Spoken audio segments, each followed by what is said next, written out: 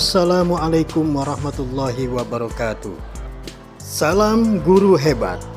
Pada kesempatan kali ini, saya akan melakukan aksi nyata modul 1.4, yaitu tentang budaya positif. Saya Abdul Muiz, CGP Angkatan 5 Kota Tangerang, Banten. Juga saya ucapkan terima kasih kepada Bapak Adit Atajani selaku Kepala Sekolah, Bapak Puardi selaku Fasilitator, dan Bapak Arif Budiman selaku pengajar praktik yang telah mendukung terselesaikannya aksi nyata modul 1.4 ini. Budaya positif merupakan perwujudan dari nilai-nilai atau keyakinan universal yang diterapkan di sekolah. Budaya positif diawali dengan perubahan paradigma tentang teori kontrol. Selama ini, barangkali kita sebagai guru merasa berkewajiban mengontrol perilaku siswa agar memiliki perilaku sesuai yang guru harapkan. Berikut adalah sosialisasi budaya positif di sekolah yang saya lakukan di SMP Negeri 23 Kota Tangerang. Bismillahirrahmanirrahim. Assalamualaikum warahmatullahi wabarakatuh. Selamat siang Bapak dan Ibu guru yang hebat. Alhamdulillah pada kesempatan kali ini saya akan mempresentasikan tentang budaya positif di lingkungan sekolah kita. Alhamdulillah sosialisasi budaya positif ini insya Allah akan saya sampaikan, dan ini adalah hal yang penting untuk kita ketahui, karena walau bagaimanapun untuk kenyamanan mengajar dan belajar bagi para siswa, tentunya kita harus menciptakan budaya positif di sekolah tersebut. Apakah kita itu setuju dengan pernyataan ini? Hukuman dapat mendisiplinkan anak. Setuju atau tidak? Kemudian pemberian hukuman dengan hal positif seperti membaca atau membersihkan halaman sekolah dapat meningkatkan disiplin anak. Apakah kita setuju? Ya. Tentu sebagai awal kita setuju, tapi nanti akan kita tinjau. Dan yang ketiga, memberi penghargaan dapat meningkatkan motivasi belajar anak. Apakah itu benar? Bisa. Baik. Tentunya yang pertama, hukuman dapat mendisiplinkan anak. Bagi kita, ya, sebelumnya kita beranggapan bahwa kita memberikan hukuman kepada anak tujuannya agar anak itu menyadari bahwa mereka telah melakukan kesalahan, dan kemudian kita memberikan hukuman sebagai konsekuensi dari perbuatan mereka. Ya. Nah, kemudian perubahan paradigma. Ya, diantaranya sekarang di sini ada sebuah praktek di mana silakan Bapak dan Ibu berpasangan, ya, dengan teman. Silakan Bapak Ibu berpasangan. Yang pertama, salah satu temannya melakukan pengapalan tangannya di kepala. Yang satu lagi memaksa untuk membuka dengan apapun caranya. Tapi dengan rayuan, dengan kata-kata. Dirayu, coba Bu, dirayu. Yang satu dan yang satu membujuk. Ya. Coba. Nah. Coba rayu Bu biar sampai terbuka. Anggap saja di dalam kepala itu ada sesuatu yang sangat berharga, yang sangat penting bagi kehidupan kita, sehingga walaupun teman kita yang satu lagi memaksa, silakan apakah mau dibuka atau mau dipertahankan. Seperti itu, ya. Terus dipujuk, ya. Kemudian apakah akan dibuka atau tidak? Ya, mengapa demikian? Nah, ternyata ya, bagi Bapak Ibu yang mendapati temannya punya prinsip mempertahankan kepala, dia ternyata punya pedoman bahwa apa yang dia pegang adalah sesuatu yang sangat pribadi dan penting bagi dirinya, apapun rayuannya. Tetapi ada juga yang ternyata dapat terpengaruh atau mungkin bahkan memang dia harus membukanya karena orang yang meminta ini memang yang akan membantunya nanti. Kita akan mempelajari makna disiplin, berasal dari bahasa Latin, yaitu disiplina, yang artinya belajar. Kita sering mengatakan bahwa anak atau kita harus disiplin. Ternyata disiplin adalah belajar. Kemudian makna asal dari kata berkonotasi dengan disiplin diri murid-murid yang berasal dari Socrates dan Plato. Disiplin dari membuat orang menggali potensinya menuju sebuah tujuan apa yang dia hargai. Seperti tadi, ya, ketika kita dipaksa untuk membuka kepala, di sini ada bahwa menggali potensi apa sebenarnya yang sedang dipegang. Ya. Kemudian dalam budaya kita, kata disiplin telah berubah menjadi sesuatu yang dilakukan seorang pada orang lain untuk mendapatkan kepatuhan. Nah, ketika ada seorang teman kita yang kemudian membuka karena dia merasa patuh, baiklah saya buka. Dan kepatuhan tersebut diharapkan nanti ya, akan membuat dirinya mungkin akan terbantu dan lebih nyaman. Tetapi ada juga kalau memang dipaksa, maka akan tidak nyaman.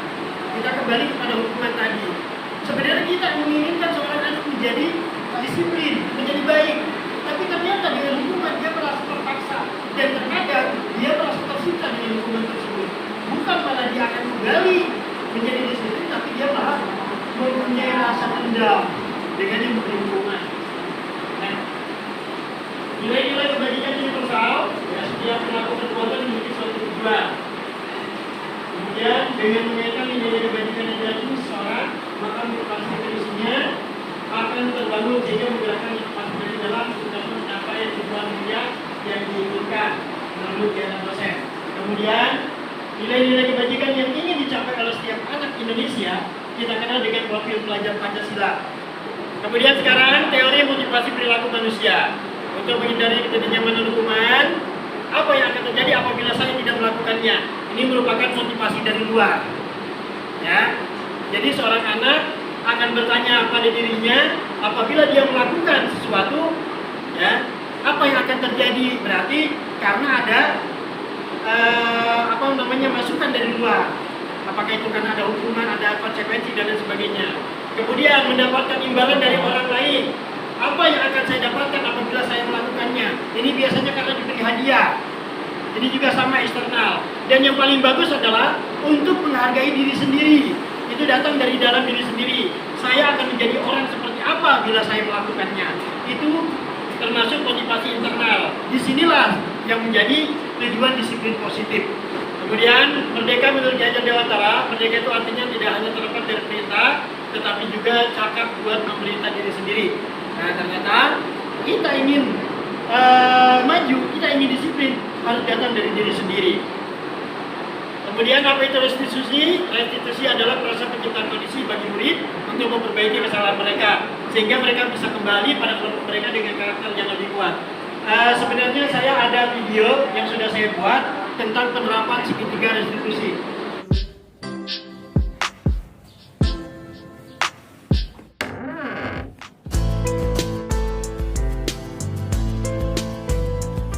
Apa kabar, Pidian? Alhamdulillah. Sudah lama nih nggak ketemu kamu. Ya, baik. Saya tadi mendapat laporan dari Ibu Ani, guru matematika. Sepertinya kamu dalam masalah ya? Iya, ada yang bisa saya bantu? Apa yang terjadi? Iya Pak, tadi saat ulangan matematika saya kedapatan mencontek dan ulangan matematika saya dibatalkan. Mencontek saat ulangan matematika? Pidian, ada informasi yang kamu mau tambahkan? Saya tidak bermaksud melakukannya Pak, tapi saya ingin mendapat nilai yang besar Pak. Mendapat nilai yang besar dengan cara tidak jujur. Kamu tahu kamu berada dalam masalah. Iya Pak. Baiklah, saya di sini bukan mencari kesalahan. Saya di sini untuk mencari penyelesaian masalah dan berpikir bagaimana kita memperbaiki situasi ini. Kamu melakukan ini ada alasannya ya? Pasti senang kan kalau kamu mendapat nilai besar? Iya Pak.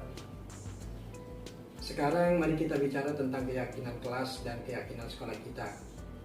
Apa yang kita percaya? Yang mana yang kamu belum tunjukkan? Kita harus bersikap jujur dan menghargai usaha sendiri. Kamu ingat pada keyakinan kelas kita, jika melihat kembali kamu mencontek saat ulangan, apakah kamu sudah bersikap jujur? Tapi kamu mendapatkan kesenangan jika mendapat nilai besar. Menurut saya ada cara untuk mendapatkan rasa senang karena mendapat nilai yang besar tanpa mencontek. Iya Pak, besok saya akan menemui Ibu Ani, guru matematika untuk minta maaf dan meminta ulangan susulan. Nah, sekarang mari kita selalu memindahkan keyakinan kelas kita. Visi restitusi yang baru saya alami, saya merasa terbantu, nyaman, dan tidak terbebani dan mendapatkan solusi yang terbaik. Restitusi juga merupakan proses kolaboratif yang mengajarkan murid untuk mencari solusi untuk masalah mereka. Jadi mereka diberikan jalan keluar dan membantu murid berpikir tentang orang seperti apa yang mereka inginkan menjadi tujuan mulia dan bagaimana mereka harus memperlakukan orang lain. Nah, kemudian ciri-ciri restitusi ada 9, yaitu bukan untuk menebus kesalahan, namun untuk belajar dari kesalahan.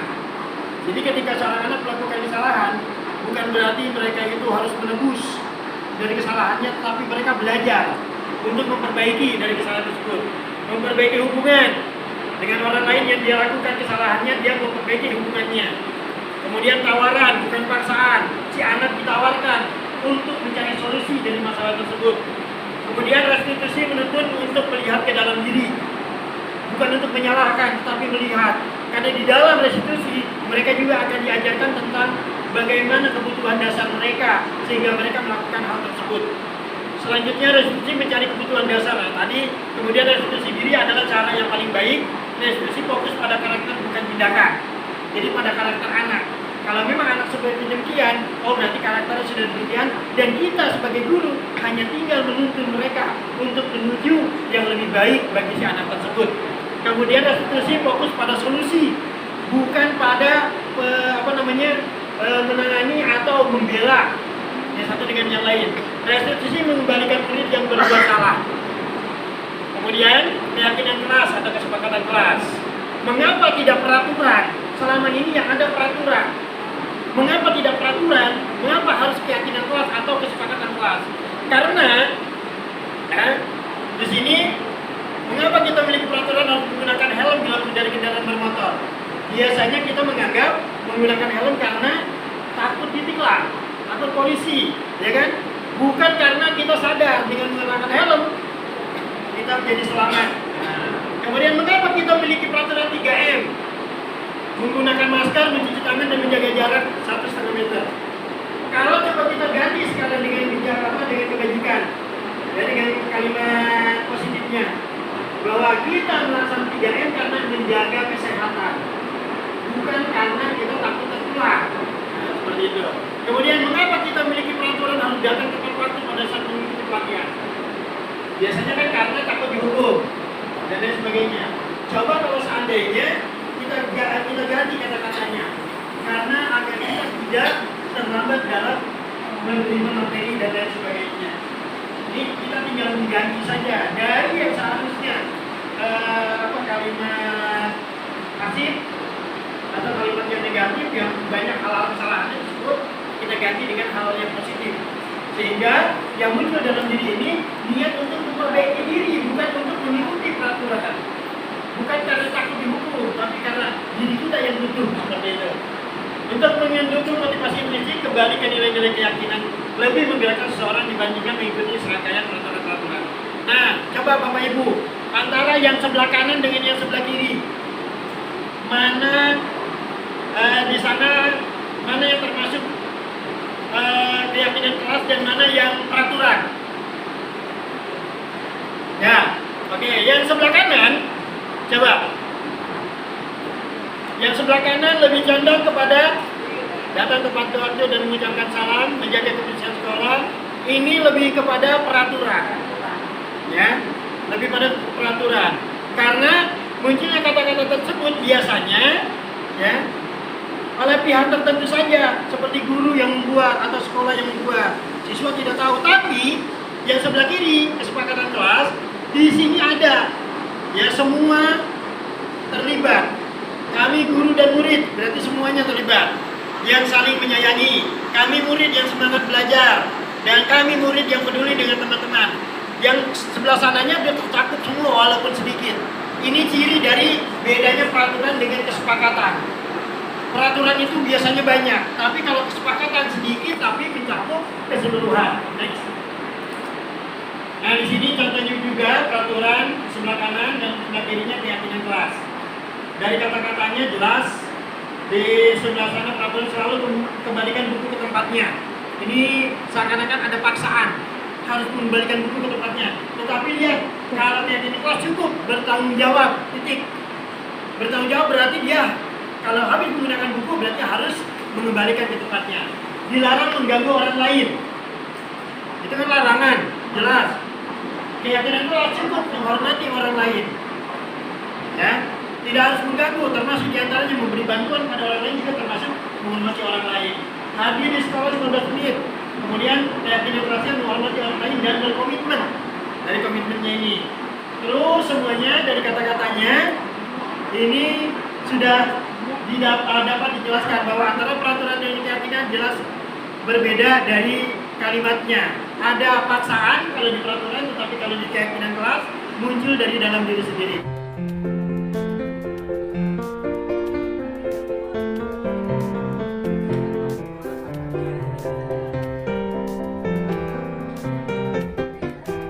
Assalamualaikum warahmatullahi wabarakatuh. Waalaikumsalam warahmatullahi wabarakatuh. Apa kabar anak-anak semua? Baik. Alhamdulillah. Baik anak-anak sekalian, pada hari ini kita akan memulai belajar IPA. Tapi sebelumnya saya ingin kita semua membuat kesepakatan dalam pelajaran IPA tersebut agar kalian semua bisa mengikuti pelajaran IPA dengan baik. Bagaimana, setuju? Setuju. Baik anak-anak sekalian, untuk kesepakatan kelas kita yang pertama, jika kita menginginkan suasana kelas ketika kita memulai belajar tertib dan tenang, kira-kira kesepakatan apa yang ingin kalian terapkan? Ya? Masuk kelas tepat waktu, oke. Ya, kemudian apa lagi untuk kesepakatan yang lainnya? Menghargai orang lain, Pak. Menghargai orang lain. Baik, itu kesempatan kita yang kedua. Lalu apa lagi untuk kesepakatan kita? Ya? Bersikap dan bertingkah laku yang baik. Bersikap dan bertingkah laku yang baik. Oke, itu kesepakatan kita yang ketiga. Lalu apalagi kira-kira kesepakatan kita jika ketika kita belajar ini tidak menghambat kesempatan bagi yang lain? Ya, silakan. Mengerjakan dan mengumpulkan tugas tepat waktu. Mengerjakan dan mengumpulkan tugas tepat waktu. Oke, semua sepakat? Jadi anak-anak sekalian, kesepakatan kita pada hari ini untuk pelajaran IPA khususnya kesepakatan kelas adalah yang pertama, masuk kelas tepat waktu, menghargai orang lain, bersikap dan bertingkah laku yang baik, dan yang terakhir mengerjakan dan mengumpulkan tugas tepat waktu. Kalian setuju dengan kesepakatan kelas ini? Baik, terima kasih. Nah, kemudian perbedaan hukuman dengan keyakinan kelas. Dengan Nah, konsekuensi. dengan konsekuensi, nah, sesuatu yang menyakitkan harus terjadi, sesuatu harus terjadi. Tidak ada kata harusnya, ada apa namanya? Sesuatu yang menyakitkan, jadi kata menyakitkan itu kita hilangkan. Terus sampai paksaan ini stimulus. Ya, lanjut. Terus identitas sukses, konsekuensi dengan restitusi. Ketiga, ternyata ada perbedaan juga. Kita menganggap bahwa konsekuensi itu sudah menyadarkan seseorang dari dalam dirinya.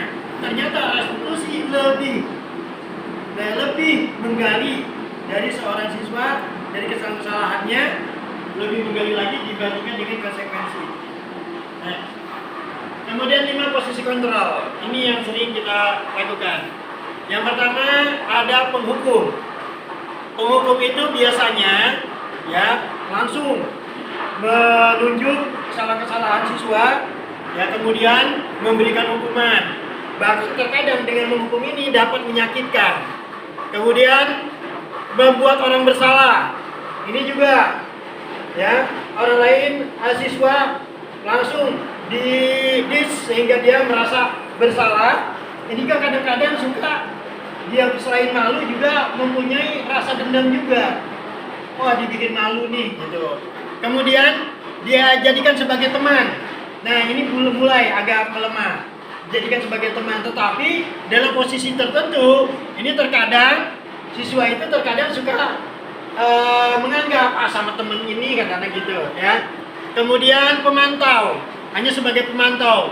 Kita menghitung dan mengukur apa peraturannya dan lain sebagainya, mengingatkan kepada mereka Ya, terkadang juga siswa masih suka menyepelekan. Tetapi ketika kita sebagai manajer, kita mengajukan pertanyaan-pertanyaan kepada mereka. Jadi siswa sendiri yang terbuka terhadap kesalahan-kesalahannya. Nah, segitiga restitusi. Nah, udah. Segitiga restitusi tadi yang saya katakan, ya, validasi kebutuhan. Berarti siswa melakukan sesuatu itu karena dia merasa butuh, ada kebutuhan dasar pada diri mereka. Kemudian menanyakan keyakinan, apakah mereka yakin melakukan hal tersebut. Nah, seperti itu. Dan selanjutnya menstabilkan identitas. Menstabilkan identitas ini sehingga siswa merasa dari kesalahannya itu dia belajar dan besok tidak akan melakukannya lagi. Itu saja dari kami. Mudah-mudahan dengan sosialisasi budaya positif ini di sekolah kita dapat terapkan lebih baik sehingga kita menjamin kepada siswa kita ketika belajar mereka lebih nyaman, lingkungannya pun lebih nyaman dan mereka lebih merindukan lingkungan sekolah dibandingkan lingkungan-lingkungan yang lain. Itu saja dari saya. Terima kasih. Silakan yang ingin bertanya dan saya ini. Assalamualaikum warahmatullahi wabarakatuh. Waalaikumsalam warahmatullahi wabarakatuh.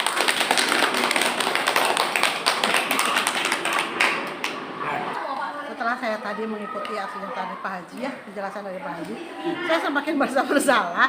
Walaupun setiap saya memberikan hukuman pada anak-anak tuh saya merasa sudah paling lembut gitu ya. Tidak menghukum dengan banyaknya tugas tuh, kemudian harus menulis bahwa saya bersalah sampai beratus-ratus kali tuh enggak gitu ya. Tapi ketika saya menyampaikan kepada anak-anak, nah kamu tuh bersalah, kamu tuh gini-gini tapi di depan di kelas, itu ternyata menghukum ya. Aduh, saya jadi benar-benar, ya Allah maafkan saya benar-benar salah. Ini kedepannya mungkin saya harus tanya lagi ke Pak Haji bagaimana dengan yang namanya resolusi tadi. Diajarkan lagi, dihimbau lagi kepada saya untuk bisa akhirnya membuat anak jadi merasa tidak bersalah dan merasa dia bisa belajar semangat lagi untuk belajar gitu ya Pak Haji. Terima kasih ya. Terima kasih kepada Bapak Abdul Muiz atas sosialisasi budaya positif di sekolah kita. Semoga dengan sosialisasi ini dapat mewujudkan kondisi sekolah yang nyaman bagi para siswa maupun guru dalam melaksanakan proses belajar mengajar sesungguhnya. Budaya positif di sekolah amatlah dibutuhkan dalam proses pembelajaran yang berpihak pada murid, serta dalam implementasi kurikulum merdeka.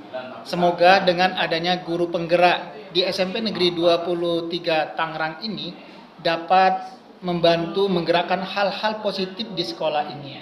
Sekali lagi, terima kasih kepada para guru penggerak di SMP Negeri 23 Tangerang, khususnya Bapak Abdul Muiz.